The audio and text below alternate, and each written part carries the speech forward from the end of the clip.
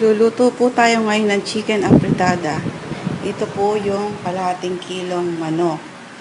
Yan po ay nilagyan ko na ng konting asin para magkaroon po ng lasa yung ating manok. Ang mga sangkap po na ating gagamitin ay tubig. Gagamit tayo ng tubig, tomato sauce, oil, chicken cube, green peas, patis, asin, bawang, sibuyas, paminta, carrots, bell pepper, bay leaves, and patatas po. Ilagay na po natin kakatasin lang po natin. Unahin po natin ilagay ang manok para maalis lang po yung mga tubig-tubig ng manok. Pag medyo mapula na, saka natin ilalagay yung mga ingredients. Check po natin kung ano nang lagay ng ating niluluto. Ayan. Pwede na po natin lagyan ng oil. Ayan. Lagay na po natin ng oil. Ilalis po natin yung tubig na katas ng manok. Ina po natin yan. Iinit na po natin dito. Ayan po. Mapula-pula ang kanyang pagkamanok. Medyo brown.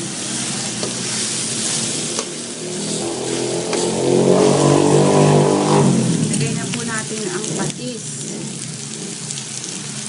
para pumagat ang lasa dun sa manok.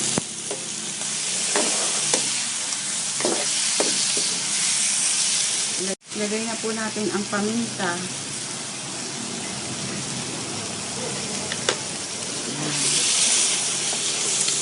Lagyan na rin po natin ng tubig.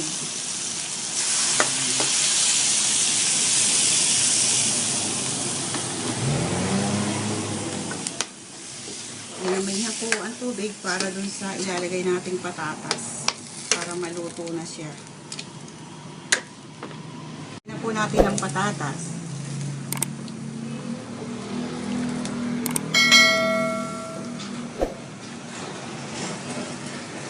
Ilagay na din po natin ang laurel, bay leaves, at saka lagyan na din po natin siya ng asin. Kunti lang po dahil may asin na yung manok kanina. Pakukuluin lang natin siya. Pagkatapos niyang kumulo at malambot na yung patatas, saka natin ilalagay yung carrots at saka bell pepper. Check po natin ang luto. Lagay na po natin ang chicken cube.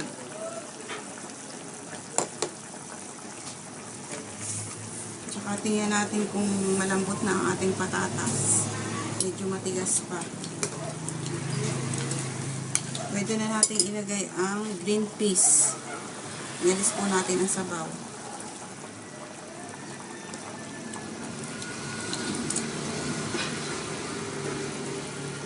Pakuluin natin hanggang sa lumambot ang patatas. Check. Check ulit.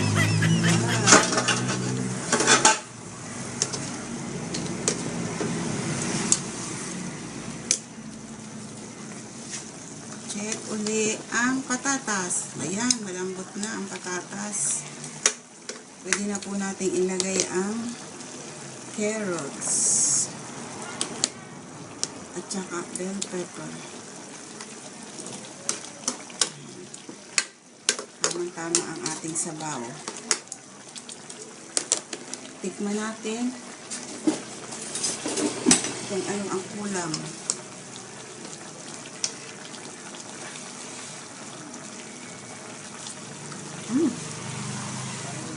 Ayos na. Isang kulo na lang po. Ilalagay na natin ang tomato sauce.